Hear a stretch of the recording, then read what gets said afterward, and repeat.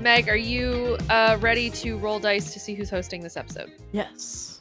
Who are you rolling today? I am rolling Keyleth, and we'll find out in this episode to why. And I will roll Vax for a very similar reason. So here we also don't look at how janky my nails are. I'm getting them done tomorrow. Don't worry about it. All right, let's roll these d20s. Ready? Okay, yeah. All right. 3, 2, 1. Ooh. I rolled a very average roll. You know what? That's good for Vax dice, let's be honest. I rolled a 19. I rolled a 10, so there you go. Hi, everyone. Welcome back to Rated MA. As always, I'm Allie, this is Meg, and today we are reacting to The Legend of Vox Machina, Season 1, Episode 9, The Tide of Bone. I had to look at what I wrote down, and I realized normally before we start, I tell Meg the episode titles. Totally didn't do that today, so I'm so glad you hosted. probably best that it's me. If you are new to our channel for whatever reason, Meg and I have seen the show a bajillion times before. We are huge Critical Role fans, obviously. I'm wearing my Bell's Hell shirt today. I'm also wearing Critical Role shorts, but I'm not going to show you those because they're covered in grass.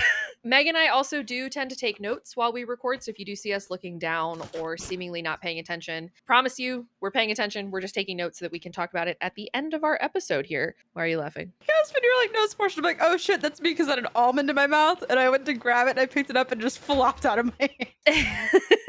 It really do happen to the best of us, you know? Yeah, so without any further ado, Meg, if you're ready, we will get started. Oh, I'm so ready. I'm ready for this episode. Let's do it. This is my favorite episode of this season, so here we go. Hold on.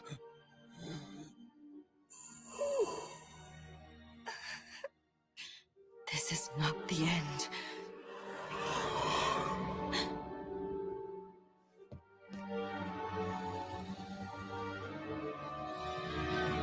That was cool rock focus. I love this like glimpse into who they are. That's really fun. That's something that Matt Mercer has said that they're going to do in the Mighty Nein show, is that because we're dealing with Essek in the first season of the Mighty Nein, Essek is not a good guy at the start of that campaign. So Essek will be an antagonistic force within the world of Exandria in the first season. So that'll be really cool to see the things that fans of the Mighty Nein know but have never seen before. So that'll be fun. I'm even more excited. For those who don't know, I just started the Mighty Nein, so. She did. Rudas. Kirum. Ranokas.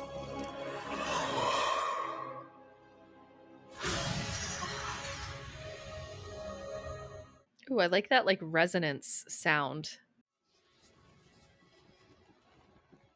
Oh, Silas. It worked. Yes, my love.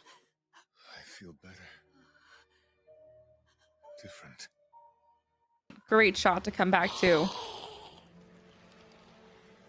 Wait, so Laudna participated in this. Technically, yeah. Oh. Well, she didn't really get very far, but yes, She just kind of hung there. hanging out. How many dead people are in your stupid town, Percy? Where'd they all come from?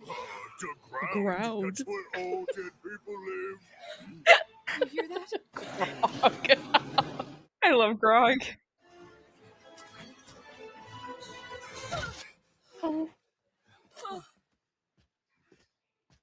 Thank the Dawn Father, you made it.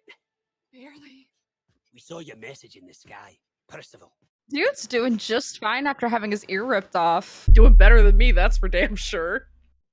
Thanks for keeping me from becoming zombie kibble. Oh, no problem. You probably would have been fine. No, I wouldn't. Oh, I love them. They make my chest hurt. I know. Oh God, they found us. Nobody move.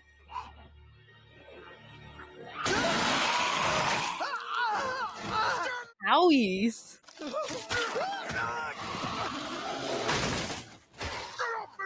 Hold still, you twerp. I don't want to stab you. Oh, whatever. Vax, help him. Gross. Grog in the background. How? Could be my arm. It could be my arm. Julius is gone, and I've been with the Briarwoods for years. No one trusts me. You are next in line. The long, lost Derolo. It's kind of interesting that she's like, no one trusts me, even though she's been feeding information to them for years. The resistance trusts her, but the people don't. I think she's more so asking him to rally the people, but that is a great point, though. I think she's been playing a part for so long that a lot of people don't know if they can trust her, which I think is fair. Yeah, I would say so. I mean, there's a definite hesitancy to it. Be like, thank you for your help, but what's your real intention here? I mean, Stockholm Syndrome is a real thing for a reason. And so is Lima Syndrome, which is the one where it's the other way around. Forever. Why did I say that?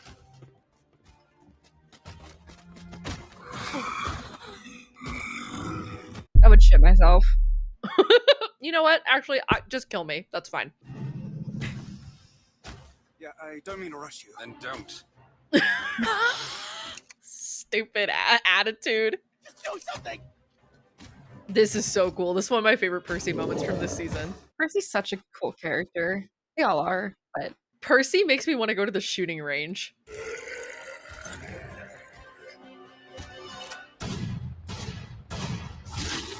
Dope. sick. Bad news was delivered. Giants, you and I have unfinished business. Who, me? Perhaps you are confused. We gnomes all look alike, don't you know? You know, on second glance, I do recognize lightning. Crotch lightning. No, no, no, no, no!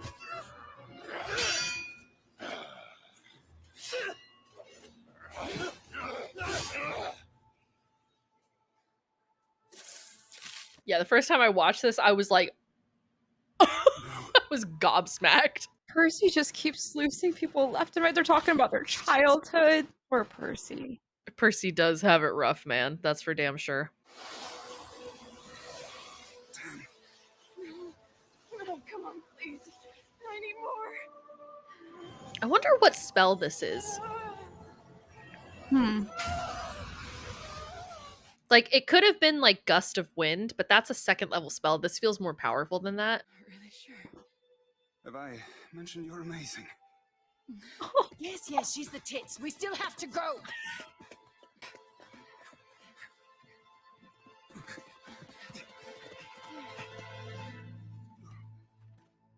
You know who's chilling up there? My girl Laudna. There she is. His sacrifice, your sacrifice, and the sacrifice of my family shall not be in vain.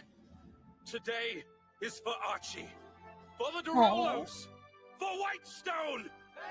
Woo! Good job, Percy. Kill fucking everything! That's one of my favorite Grog moments from this season. Damn it. Oh, worst time to have performance issues.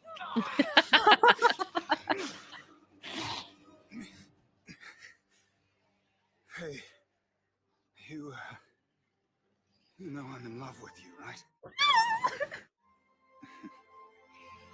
Wait, what? Now? I mean, this is like the worst time. He looked so sad. My favorite loser. Pull back! Come off the train! It was an honor fighting with you. It was a valiant effort, friend. This is my girl Pike. Here she comes.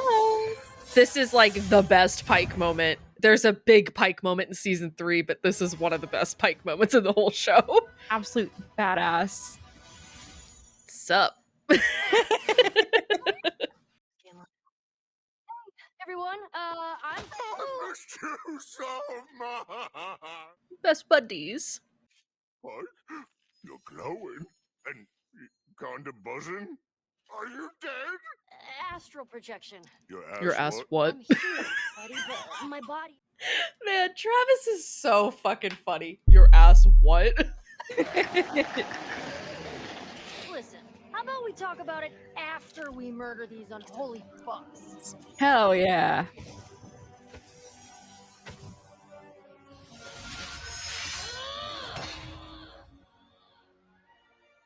I was quite jaw-dropping if I do say so myself. Shut up.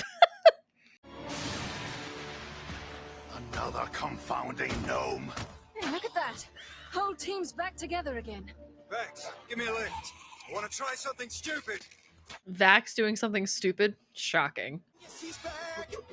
Hop on, I'll give you a ride. Get ready to fly.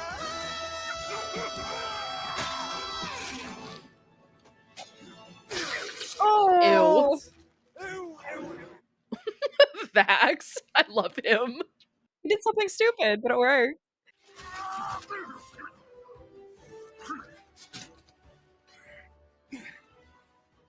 Mine fell first. No. This cannot be happening. I love those two. I do too. Oh, fuck this. Fuck this. That is for Archie. Congratulations, Vampire. Your name isn't on my list. Ooh. Say to the people of Whitestone. Oh, And may they worst. show you all the mercy you showed them. Stay away. You get your hands off me. Get off me, you fucking fallback. Get out. Ooh, right in the neck. Nasty. I got chills just now. I know.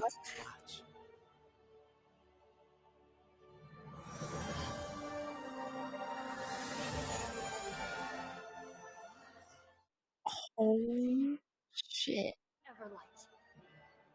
Now go crush some fucking heads! Ashley Johnson, I love you. Again, it's like we talked about radiant damage versus undead creatures. It is paramount. I'm so sorry. I wish I could go back and do things differently. I know.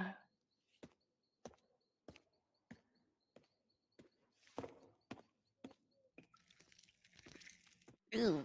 I didn't like that. Your castle is, nice. This is the dungeon, Keyleth. The Briarwoods will be found elsewhere. She tried. Did I hear you say you were looking for the Briarwoods? Are you friend or foe? Foe of Delilah and Silas, at least. I can take you to them. If you free me. Mm.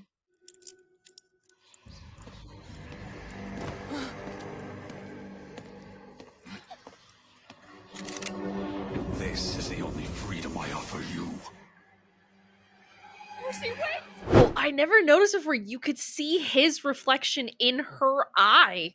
That was dope.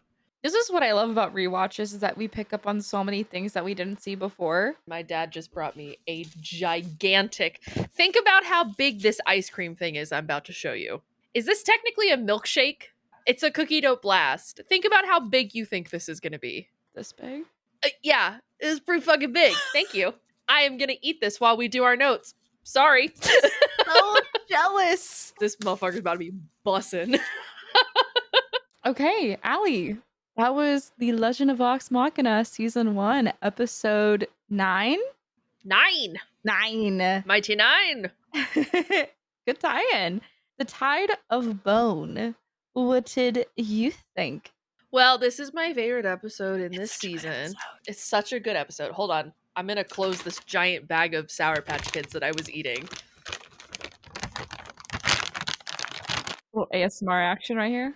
I'm sure my mic picked all that up. This is my favorite episode of the batch because Keyleth and Vax, obviously. But I also like Pike's entrance is so good. And like Percy gives his speech. This is what we would call like, it's not like the penultimate episode, but it is kind of the end of that Act 2 section moving into Act 3. So this is kind of, it's not the midpoint, but this is kind of like it's not really like the point of no return. And it's definitely not the Dark Night of the Soul. Not yet. That is coming very soon. This is still such a great episode and a great moment to like button out what would be like essentially like the third act of 4 in this show. And it's got really good action. It's funny. It's quick. It's fun. It's a great episode. I love it. What about you, Meg? What'd you think? I thought it was really good. This is also probably one of my favorite episodes of the first season. I thoroughly enjoy it. I think Vax's timing made sense, but also bad timing at the same time. So I think there was a lot of, I don't know, they definitely been showing a lot of their dynamics a bit more with like the relationships with each other and how they talk to, like, have like their little quips and stuff, like Vax and Grog. I would say that this is an overall very, very good episode. I love it. And I'm sad that it's over, but I know I can just rewatch it as many times as I want and just keep replaying the scene and close my eyes when Vax says, I'm in love with you, right?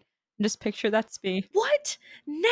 I mean, this is like the worst time. I love them so much. I do too. They're great. Do you want to start notes, or would you like me to? I have some notes. I have some notes too. I didn't take a whole lot. I mainly just took like key moments that happened. There might be like one or two things on here that's like actually worth noting. So why don't you do your notes first and then I'll fill in. Sounds good to me. You enjoy your cookie dough blast while we go through it. Yeah, I'm gonna fuck this motherfucker up.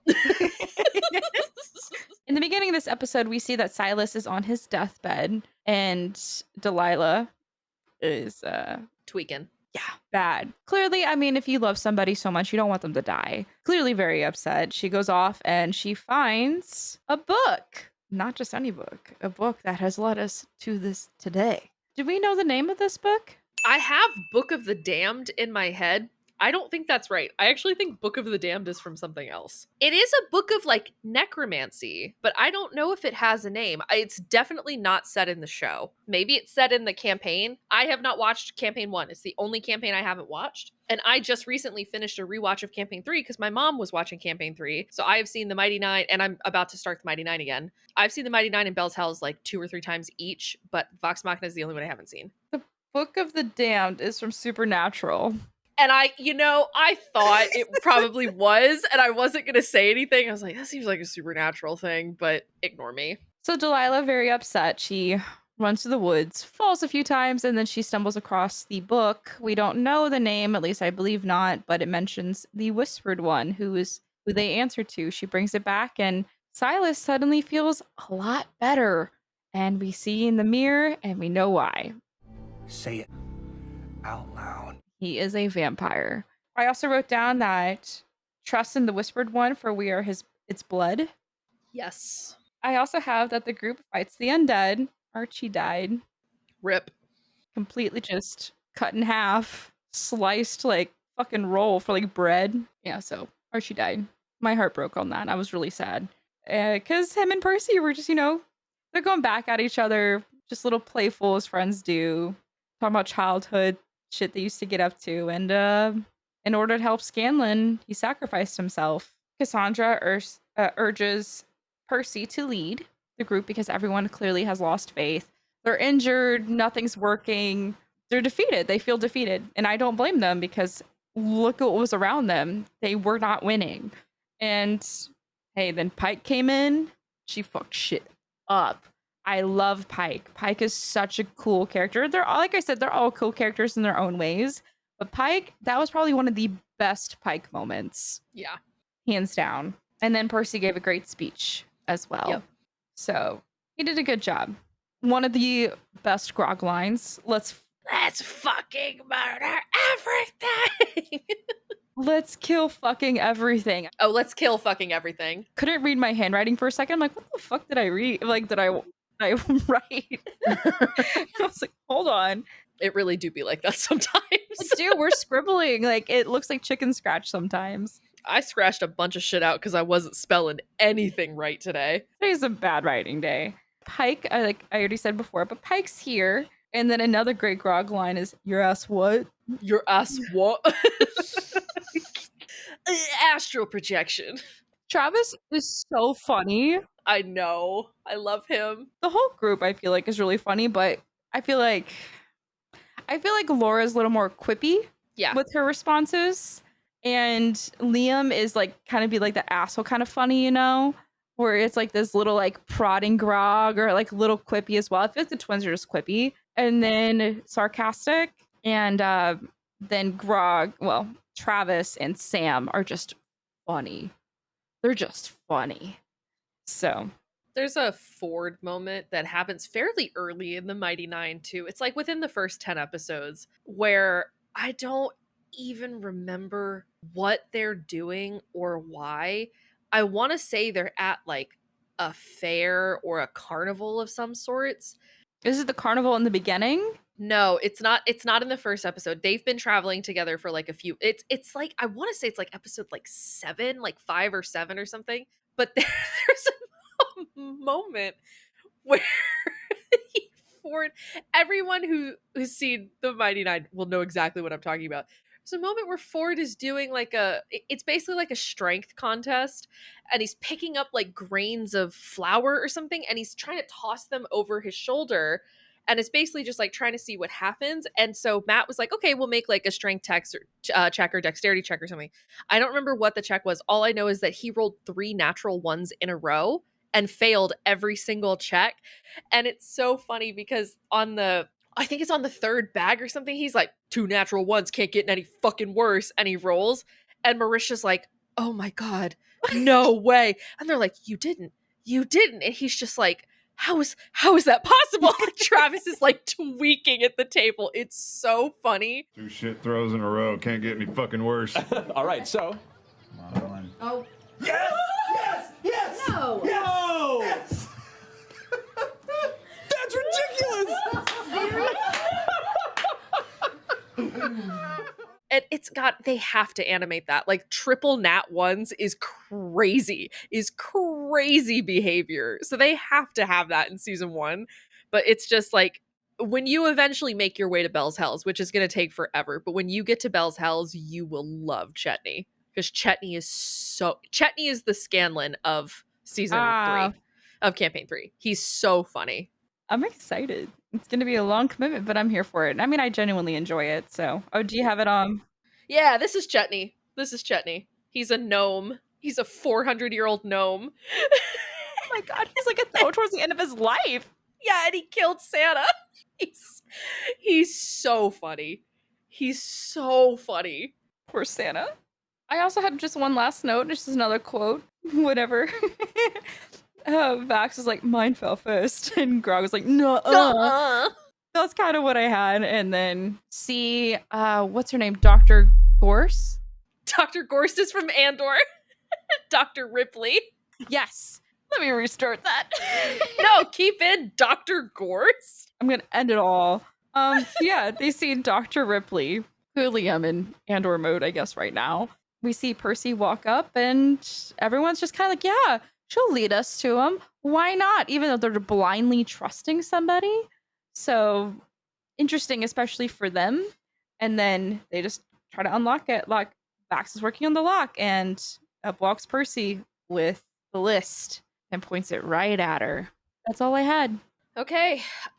So I had a couple of things that you didn't quite mention, but are tangential. So with Silas and Delilah, we got like a prologue about them, which I mentioned during our reaction, that it's really interesting to see kind of the behind the scenes look at the villains of like, this is why they are the way that they are. Mm-hmm. I think one of the most interesting pieces of information that you learn is that Delilah is the reason that Silas is a vampire. Like, he was mortal. He died of an illness, and she loved him so much she refused to let go of him. My dad is coming to grab my milkshake because it's melting, so I asked him to put it back in the freezer for me. Thank you. But then you also have her basically this whole idea that she's willing to do anything to save him. And that includes making a deal with the Whispered One.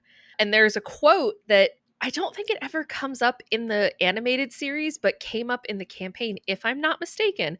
Again, haven't seen the campaign, but I broke the world for you is something that I want to say Delilah says at some point, either to Silas or about Silas. But I broke the world for you is basically what she says. Maybe she says that in season 2. No, because they kill her at the end of the season. Yeah, I was like, she dies. Yeah, she dies at the end of the season. So no, she doesn't. Does she say it in this season? Does she say that? I broke the world for you? It's been so long since I've seen season 1. I don't know if she does. Either way, I broke the world for you, I want to say, is a Delilah quote about Silas. So I made a note of that. I also made a note that we got a really good example of the rule of 3s when it comes to what we would consider like planting something in a script.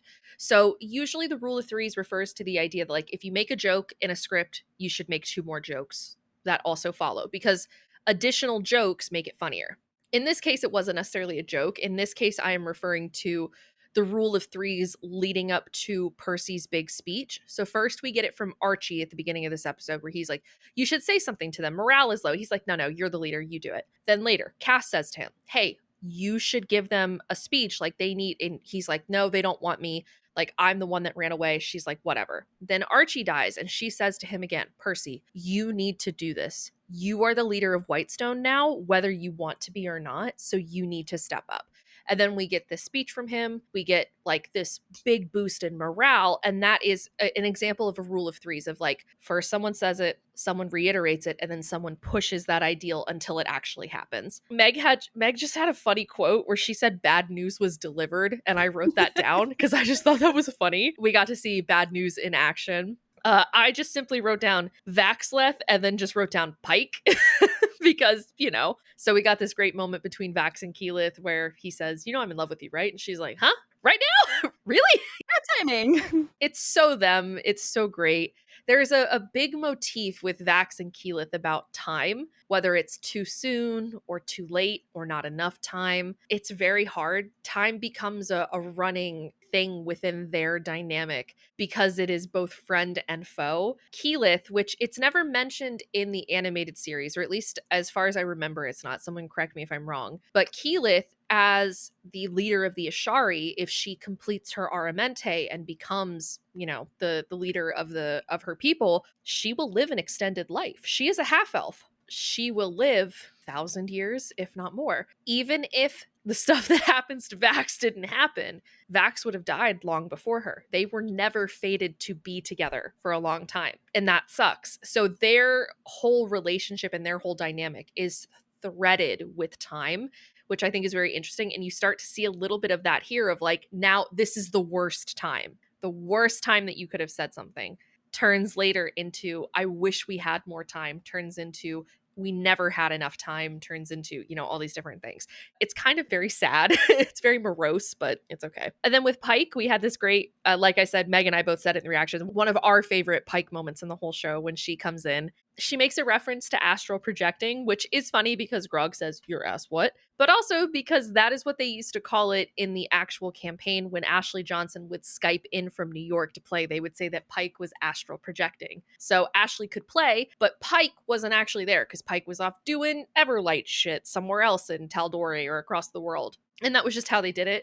So I like that in this narrative, that's how they tie that back in, is that Pike is just astral projecting. She's just here because she can do that. Mind you, astral projection is like a 9th level spell, I'm pretty sure. And Pike can't cast 9th level spells yet. But it is still, it's like a boon of the Everlight. Like the Everlight allows her to do this. It's like, please let me help my friends. Exactly. So I do like that they tied that in as a little nod to those who watched the main campaign. And then, like Meg also said, we get our first sneak peek at Anna Ripley in the flesh. We've seen her in flashbacks before, but she did not have a name. I don't think so. Maybe Percy mentioned her. Percy might have mentioned Anna Ripley, but it's so fast. It's like a blink and you'll miss it type thing. I think he does. When he's talking about the list and he's talking about who's on it, there's like a montage where he's like, oh yeah, they killed my family. There was Professor Anders and Anna Ripley. And it's like episode 4 or 5. I think there's like a quick flash of her and you see her like stabbing his mother. Oh. But apart from that, yeah, you know what I'm talking about? Like apart from that, you don't really see a whole lot of her. But this is like obviously your first major introduction to her. Yeah, she fucking sucks. Don't like her very much. We'll find out more in the coming episodes. That was the end of my notes. Meg, is there anything else you would like to add? No, I think I had everything covered. So I'm ready to jump into the next one if you are. I sure am. All right, guys, thank you so much for hanging out with us. Thanks for watching. As always, you guys can check us out on our channel. We've done both seasons of Andor. We're doing Arcane. Don't even ask about Arcane. There's so much going on with it. It's available for free on our Patreon. Our link is within our, I don't even know what you call it. It's like if you hit the more links or whatever on our channel, you'll see like our Twitter, our Twitch, Patreon, TikTok, all that stuff. The Patreon one is the one at the top.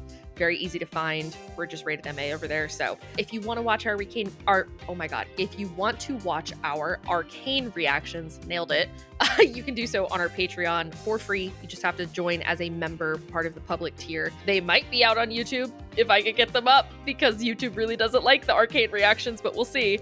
Netflix, please. Netflix, please help help us out. You guys can check us out in any of those places. If not, Meg and I will see you in the next one. Bye.